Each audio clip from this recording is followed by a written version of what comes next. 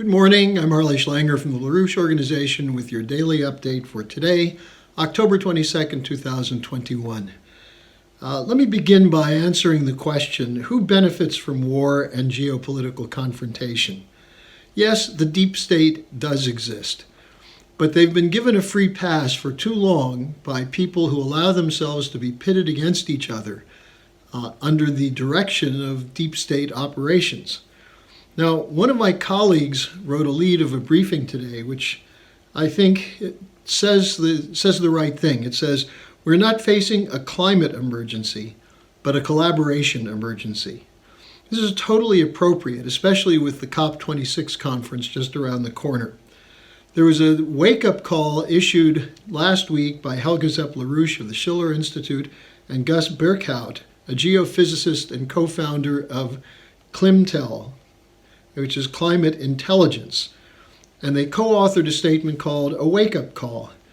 The danger for mankind is not the climate, but toleration of a devious policy that uses climate to destroy us.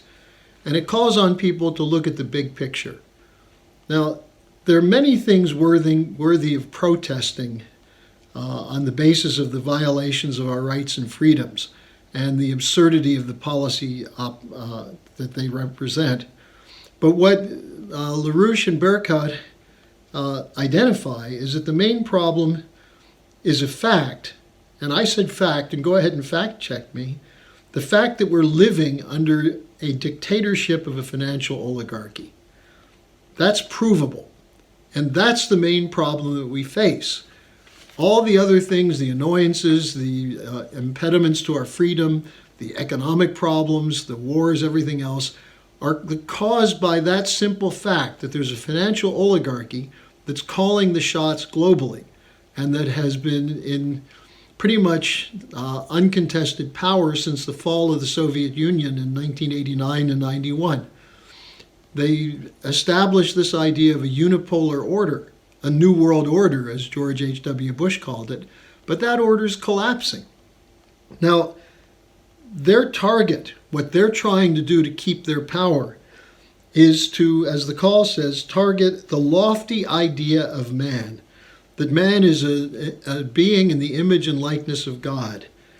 That's what they're trying to target. They're trying to convince people that we're just another animal, that we live in a Darwinian universe of a struggle of each against all. And as long as we think that way, we try to eke out a small bit of comfort, a corner, a place where we can be left alone, while they loot the world. And they're making money from selling the weapons that they're using for the wars that they're creating. Now, that's the unipolar world of the global oligarchy. That's the world in which we live. So the call is addressed to everyone watching this, everyone that you can reach with this, you can share it with them, you can get thinking. It's to everyone to join with us to resist this global order. We need collaboration for mutual benefit, not based on lies, not based on narratives and manipulation. So you can download this call, this wake-up call, from the schillerinstitute.com website. Now, I would say there's one mobilization worth joining right now, and that's the worldwide week of action to free Julian Assange. His extradition hearing will be coming up soon. It's really important that people who believe in principles of freedom of the press, believe in the rights of journalists to expose the corruption of the powerful, that we have a mass mobilization to free him because he's a victim of this financial oligarchy. A week of action to free Julian Assange begins tomorrow, Saturday the 23rd, in New York, London, Los Angeles, Dublin, another dozen or so cities. You can get a full list of the schedule and the cities where it's taking place at Candles for Assange, candles with the number 4 Assange. Now, since it's Friday, I'm taking some questions today. The first one, let me just address the personal one. Many of you have written to me saying you're concerned about my health. My voice has been bad recently. Well, you should just know I have 3 grade school age children who bring home colds all the time. And as an active papa, I catch the colds. Generally, for a man of my age, I'm in pretty good health, but I do appreciate the concern that was reflected in the questions that were directed to me. Now, more important questions. Why aren't more people talking about inflation? Do they really believe everything's going to go back to normal? Is it mass brainwashing?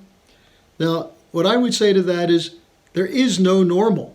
We've lived under a 50-year period in which normal has been defined by the policies that benefit this predatory oligarchy, run through central banks, run through international institutions like the International Monetary Fund, the World Bank, the Bank for International Settlements, the World Trade Organization, various cartels.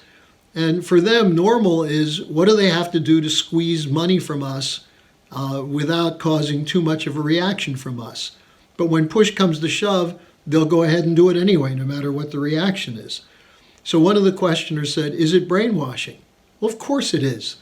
They're forcing people to choose narratives which are not true. Some of them have semblance of reality.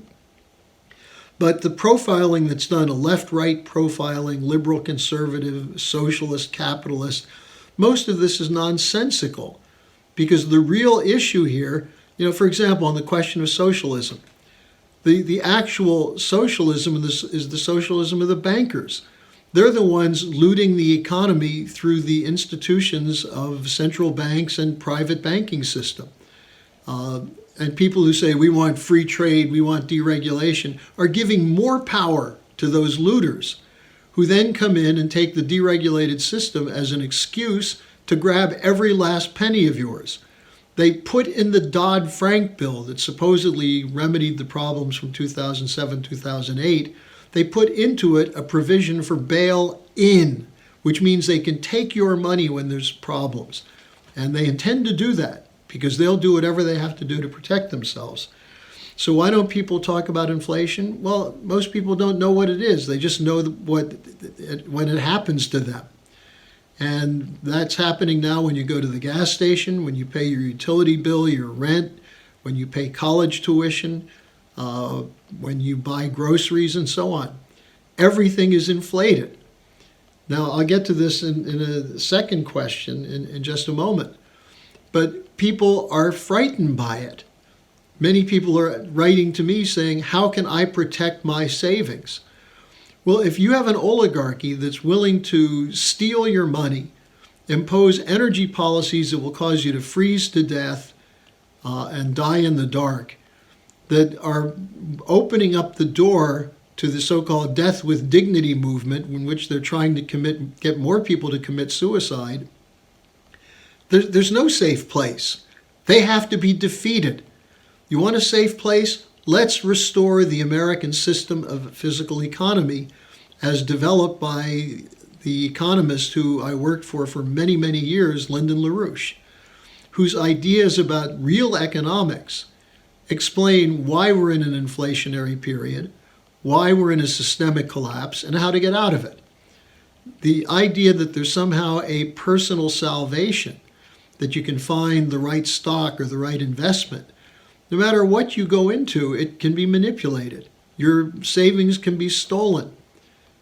We saw this in 2008, where trillions of dollars went to the bankers and the speculators, and the people who were caught up in the speculative mania. And I'm not saying everyone who refinanced their home to get some extra cash doesn't bear some of the responsibility, but everyone was doing it. And so they figured, why miss out? It's my opportunity. They played on your greed. Precisely, they played on the idea that there's some special way that you can survive while others may not survive, which goes back to my opening editorial. Unless we collaborate, we're going to end up fighting each other for a smaller piece of a shrinking pie. So when it comes to this question of brainwashing, of course there's brainwashing, and people buy into one narrative after another to avoid the real question, which is, what am I willing to do to defend the Constitution of this country, to defend my nation, and to defend the lives of everyone on the planet from this predatory oligarchy? So I think that's why people aren't talking about it, because it's much more comfortable to complain about it and then put your head back into a ball game or a pornography or a rock concert or something like that. Now, that gets to the question about inflation, and there were a number of questions. Is it supply and demand? Someone wrote, is this the Bullwhip Effect, which is essentially a distortion of supply and demand? Well, no, it's not supply and demand. That should be obvious. Have we really run out of oil? Have we run out of coal? Have we run out of natural gas? Have we exhausted the capability of farmers to produce enough food for people in the world? No, there's a deliberate policy to create shortages. And that policy is directly related to the hyperinflation which has been introduced by the Federal Reserve and the other world central banks, the Bank of Europe, the European Central Bank, the Bank of England, the Banque de France, the Bundesbank, Bank of Japan, and so on. Their policy is to pump money into the system to keep it going, even though they know it's like pumping blood into a corpse. Or a better way of looking at it is feeding the cancer, because the cancer is the speculative bubble that's turning into an unsustainable debt bubble. And then that gets translated into the prices you pay for oil and gas, the prices you pay for food, and so on. So the inflation is caused by the economic policies which have been in place fully since 1971, as we've identified over and over and over. The decision to end the Bretton Woods system, as imperfect as it was, getting rid of it put us into a floating exchange rate system, which gave the speculators the keys to the kingdom, and they have used them to their own benefit. And that's why we have inflation. Quantitative easing, going back to the so-called repo crisis in September 2019, where the decision was made to pump unlimited liquidity to cover the debts of corporations and probably to cover up for derivative blowouts to stop a domino effect. So that's why we have inflation. It's the LaRouche's triple curve, which shows that monetary aggregates are going up, financial aggregates are going up. They're pumping the money now faster than they're creating financial aggregates. And what's being neglected? The downward curve is the curve of physical production. The three curves are really one process, one dynamic. And you cannot maintain a productive sector, which is the way that you would have stable pricing, if you have to put all the liquidity into protecting worthless financial instruments. That's the problem in a nutshell. There's a lot more I could say about it. You can go to the LaRouchePub.com website, and there are many articles in the economics section of the Executive Intelligence Review that will give you some answers. Now, a little more controversial. Someone wrote to me and said, I'm beginning to wonder if Donald Trump today is the same person who won the election in 2016. And he said in 2016, he took on the question of the Glass-Steagall bill, the speculative economy, ending the wars. And while sometimes he still talks about the wars, I was waiting for him as president to move against the Federal Reserve. He never did. Is there something else there that we don't know about? Is he really working for the Illuminati? Now, I know a number of people are questioning President Trump. I have some questions about some of his policies, but here's the basic point. The problem was not Trump, who had an inkling of where to go. The problem is what I was talking about earlier, the narratives, the population that believes in these narratives and is looking to make a buck rather than putting themselves forward to fight for the right policy.